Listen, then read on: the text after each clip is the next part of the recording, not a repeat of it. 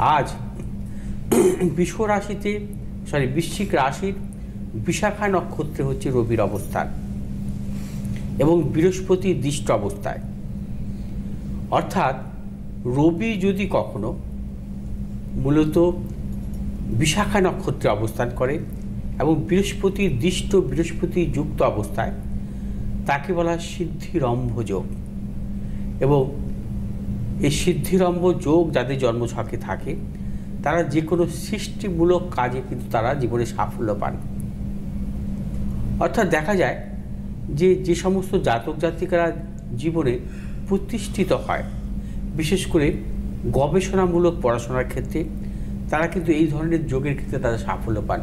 এই ধরনের যোগ থাকলে তারা কিন্তু জীবনে বিশেষ করে পিএইচডি অর্থাৎ গবেষণামূলক পড়াশোনাতে সাফল্য আসে তাদের, বা যে কোনো ক্ষেত্রে তাদের উচ্চশিক্ষা আসে, সেটা মেডিকেল হতে পারে বা ইঞ্জিনিয়ারিং হতে পারে, তাদের কিন্তু উচ্চশিক্ষা আসে মূলত এই সিদ্ধিরম্ভ যোগের ক্ষেত্রে।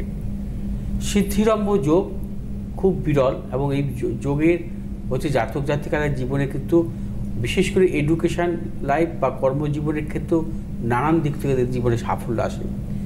কারণ আমরা একটা জিনিস জানি যে বিশেষ করে যে কোনো জাতক জাতিকার জন্মছক অনুযায়ী মূলত রবি যদি শুভ অবস্থায় না থাকে, বা রবির বৃহস্পতি যদি শুভ সহাবস্থা না থাকে, রবি বৃহস্পতি যদি শুভ সম্পর্ক না থাকে, রবি বৃহস্পতি সম্পর্ক যদি জন্মছকে দেখা যায় যদি শুভ অবস্থায় থাকে, সেই ক্ষেত্রে সে জাতক জাতিকা বিশেষ করে উচ্চশিক্ষা অর্থাৎ মেডিকেল রিলেটেড পড়াশোনা, অথবা তার জীবনে বিশেষ করে সায়েন্স লেভেল অর্থাৎ বিজ্ঞান ভিত্তিক পড়াশোনা, অথবা তাদের গবেষণামূলক পড়াশোনার ক্ষেত্রে সাফল্য আসে।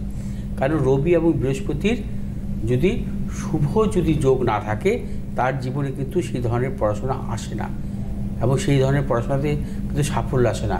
আমরা যখন আমাদের কাছে অনেকে প্রশ্ন করে যে আমার সন্তান মেডিকেলে পড়াশোনা করবে কিনা, বা আমার সন্তান পিএইচডি করতে পারবে কিনা, তখন কিন্তু আমরা তার জন্মছকে বৃহস্পতি রবির অবস্থানটাকে লক্ষ্য করি।